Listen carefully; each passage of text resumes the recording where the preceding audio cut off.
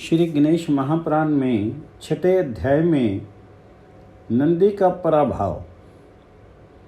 एक दिन शिवजी ने मस्तक से चंद्रमा उतार करके रख दिया था, जिसे लेकर के गणेश जी बालकों के साथ खेलने के लिए कुछ दूर चले गए। भगवान शंकर ने चंद्रमा को ना देख करके गणों से उसके विषय में पूछा तो वे बोले, प्रभु उसे तो आपके पुत्र उठा ले गए हैं। हमने समझा कि आपकी आज्ञा से ही लेके जा रहे हैं, इसलिए उन्हें टोका भी नहीं। तो शिवजी ने एक गण को आदेश दिया, जाओ उससे चंद्रमा ले आओ।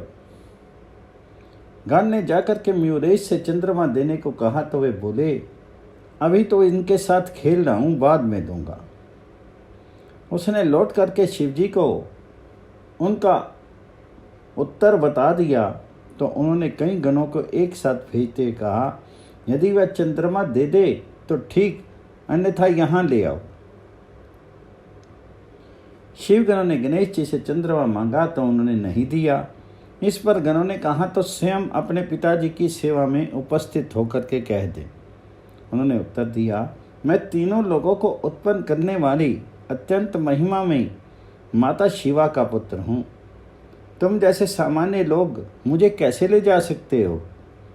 ये कह करके उन्होंने दीर्घ निश्वास छोड़ा, जिससे विवश हुए शिवगण वायु में पत्तों के समान उड़ते हुए शिवजी के सम्मुख जा करके गिरे। उनकी दिशा देख करके शिवजी को क्रोध आ गया। उन्होंने प्रथम आदि गण को आज्ञा दी, जाओ गणेश को पकड़ लाओ।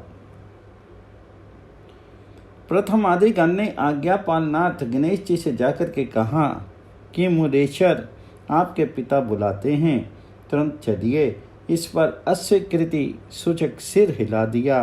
गणों ने कहा, हम आपको बलपूर्वक ले चलेंगे। गणेश जी ने उनका उपक्रम देखा तो उन्हें मोहित कर स्वयं अंतर ध्यान हो गए। अब वे वन वन में जाकर उनकी खोज करने लगे।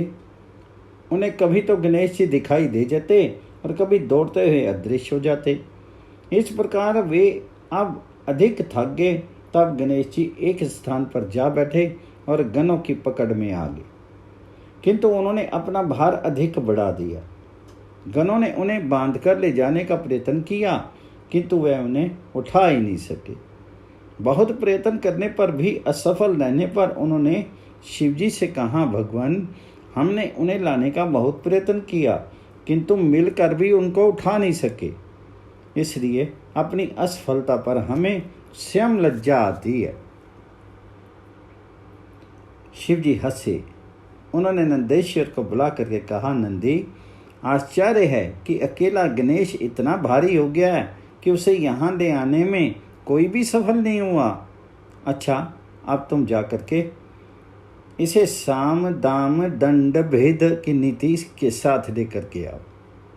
तो शिव जी की आज्ञा पा करके नंदीश्वर चले और मुनि कुमारों के साथ खेलते हुए गणेश जी से जा करके बोले, गणपते आपके पूज्य पिताजी बुलाते हैं, इसलिए शीघ्र ही वहाँ चलिए।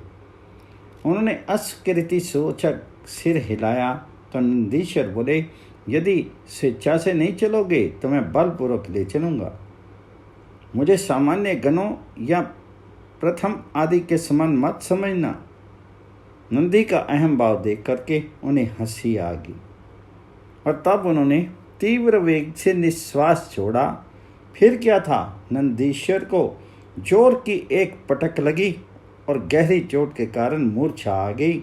जब चीत हुआ तो उठ करके शिव जी के पास जा करके कुछ कहना ही चाहते थे कि उनकी दृष्टि शिव जी की गोद में बैठे गणेश जी पर गई।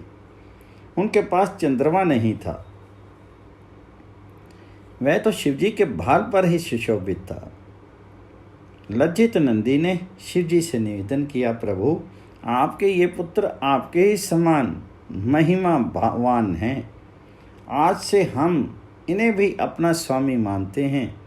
तभी समस्त शिवगण उनकी स्तुति करके जय घोष करने लगे, गणेश्वर गणपति गणराज की जय, गणेश की जय, म्यूरेश की जय।